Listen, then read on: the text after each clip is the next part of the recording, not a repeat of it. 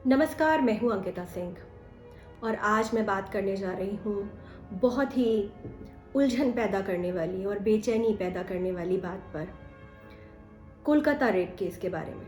हालांकि इस मुद्दे पर अपनी बात रखना या इसको शब्द देना लगभग असंभव है। एक स्त्री होने के नाते ऐसी खबरें देखना और सुनना मेरे लिए बेहद डरावना और चिंताजनक है।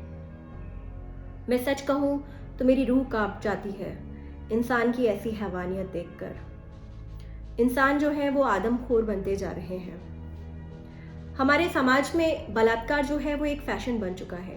प्रतिदिन हमारे देश में 86 से भी अधिक बलात्कार के केसेस रजिस्टर होते हैं। याद रखिएगा, ये वो केसेस हैं जिनको पुलिस में दर्ज करवाया जाता है, पर बहुत सारे ऐसे केसेस हैं जिनको पुलिस को बताया नहीं जाता, डर के कारण, धमकियों के कारण या लोक लाज के कारण। ऐसे न जाने कितनी ही स्त्रियों के मन में कितनी सारी बातें होंगी जिन्हें पुलिस को बताया नहीं गया होगा। ऐसे कितने डरावने किस्से होंगे। इस तरह के मामले हर जगह होते हैं। ऐसा नहीं है कि किसी गांव में ही हो रहे हैं या शहर में हो रहे हैं। पढ़ने लिखने से इस चीज़ का कोई वास्ता नहीं है। अच्छे से अच्छा पढ़ा लिखा इंसान और नहीं पढ़ा लिखा इंसान एक ही तरीके से व्यवहार कर रहा है। मैं ये समझती हूँ कि इसके बहुत सारे कारण हैं। एक तो बहुत ज़रूरी कारण ये है कि हमारे समाज में लोगों का चारित्रिक पतन हो गया है, नैतिक पतन हो गया है और संस्कार खत्म हो गए हैं। और यही वो वजह है जिसके कारण इतने सारे केसेस हो रहे हैं। इंसान इस हैवानियत पे उतर आया है। और केवल ऐसा घर में नहीं हो रहा है, घरों में भी ऐसा होता है कि आप चरित्र का पतन ऐसा देख लीजिए कि स्त्री को छोड़कर अपनी वो बाहर स्त्रियों के पास जा रहा है। क्या ये चरित्र का पतन नहीं है? ये भी चरित्र का पतन है। लोग सोशल मीडिया पे क्रांति कर रहे हैं, लेकिन सोशल मीडिया पर क्रांति करने से कुछ नहीं होने वाला। लोगों की जो याददाश्त होती है वो बहुत ही छोटी सी होती है। आज कुछ है तो आज का थोड़े दिन याद रहा, फिर वो भूल जाएंगे। कल को दूसरा केस होगा तो जो पुरानी मशालें जला रखी थी पुराने केसेस के लिए, वो बुझ जाएंगी। तो ये चारित्रिक पतन और नैतिक पतन इंसानों का हो गया है। घर में बाहर वो यही सब कर रहे हैं। इनफैक्ट मैंने खुद अपनी आंखों से ऐसे लोगों को देखा है जो कि बहुत बड़े बड़े नाम हैं, लेकिन उनका चरित्र भी बहुत ख़राब है। उनके साथ वाले ये जानकर भी उस बात का विरोध नहीं करते हैं। तो ये उन लोगों का भी चारित्रिक और नैतिक पतन है। दूसरी बड़ी बात यह है कि हम स्पिरिचुअल नहीं हैं। हम चाहे किसी भी जाति और धर्म को बिलोंग करते हो, लेकिन अगर हम ईश्वर की एग्जिस्टेंस में विश्वास नहीं रख रहे हैं ना, अगर हम ये सोचते हैं कि मैं जो कर रहा हूँ वो कोई नहीं देख रहा, हम भूल जाते हैं कि मेरा हर एक कार्य मेरा ईश्वर मुझे देख रहा है, अगर वही हमारे दिमाग से निकल जाती है बात, तो फिर भी हमारे कर्म खराब हो जाते हैं। तो ऐसे केस में स्पिरिचुअलिटी को या ईश्वर में विश्वास को बढ़ावा देना चाहिए। दूसरी बड़ी बात है कि हमारे समाज में फिल्मों का भी बहुत प्रभाव है। अब आजकल फिल्मों में आते हैं आइटम नंबर्स। आपने कभी सोचा है उस आइटम लव्स का अर्थ क्या है?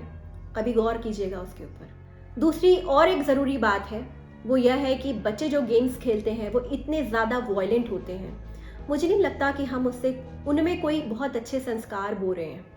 ऐसी चीज़ें जो हैं बहुत ही नुकसान करती हैं इन द लॉन्ग रन। आगे जाकर उनका कैसा माइंड डेवलप होगा? वो कोई बहुत शांति प्रिय तो होंगे नहीं अगर वो इस तरीके के गेम्स खेल रहे हैं जिसमें कि बंदूकें चल रही हैं और एक दूसरे को मार रहे हैं। वो एक अच्छी बात तो नहीं है। ये सब चीज़ें हमारे समाज को ख़राब कर रही हैं। हमें भी इस बात का ध्यान रखना चाहिए। हम किसी और से ये शुरुआत नहीं कर सकते। ये शुरुआत हम खुद अपने आप से कर सकते हैं, हम अपने घर से कर सकते हैं। साथ ही साथ जो कोलकाता में हुआ उसके लिए मांग चल रही है कि भाई हमें जांच चाहिए, बहुत अच्छी जांच चाहिए, सीबीआई जांच चाहिए।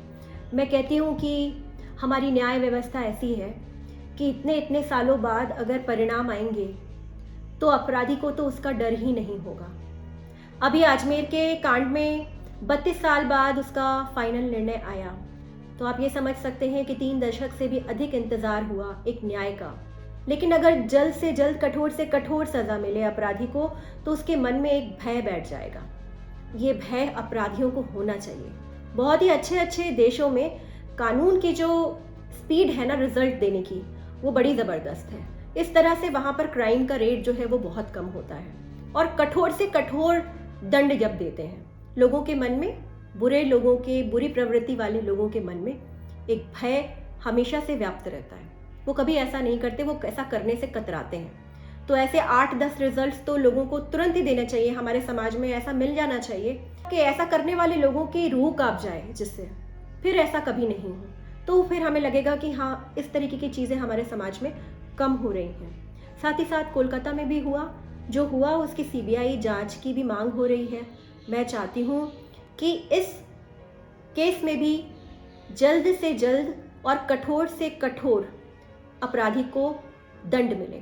আমি চাই যে অপরাধীকে তাড়াতাড়ি কঠোর শাস্তি দিয়ে হোক।